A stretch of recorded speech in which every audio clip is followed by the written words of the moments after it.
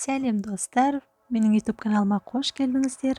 Бүгін сіздермен бар жоғы 2-ақ минут уақытыңызды алатын өте оңай, жұп-жұмсақ пицца қамырының жасалу құпиясымен бөлісетін боламын. Ол үшін видеоны соңына дейін қараңыз.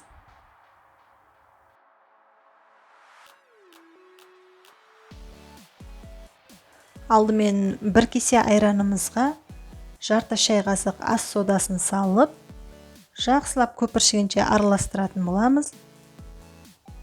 Қорқатын еш нәрсе жоқ, массамыз осылай көпіршіп тұрады. Дальше күнбағыс майымызды қосамыз, татымына қарай кішкене тұз, шекер қосамыз. Және ұнымызды електен өткізіп, осылай қоюланғанша қасықпен араластырып, дальше қамыр илейміз.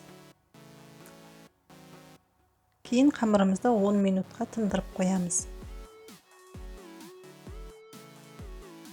Дайын болған қамырымызды осылай видеодағыдай 2 бөлікке бөліп, дөңгелетіп, жұп-жұқа етіп жаямыз. Және арнайы қағаз төселген противеньге салып, нанымыз көтеріліп кетпес үшін ортасын шанышқымен тесіп жақсылап орналастыратын боламыз. Және видеодағыдай осылай мен соусқа майонез бен кетчуп пайдаландым. Соусын жағып, үстіне шамалы сыр себеміз. Және сырымыздың үстіне жақсылап шұжықтарымызды орналастырып, қызып тұрған пеште 10 минутқа пісіріп аламыз. Піскен пиццамыздың үстіне қалған сырымызды сеуіп, қайтадан пешімізді ағытып 2 минутқа пештің ішіне қалдырамыз.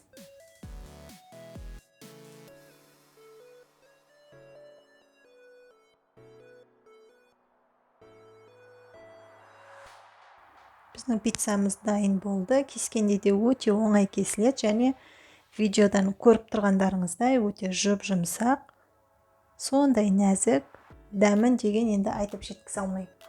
Ол үшін сіз менің рецептім бойынша жасап көріңіз, сізге ұнайтынына сенімдімін.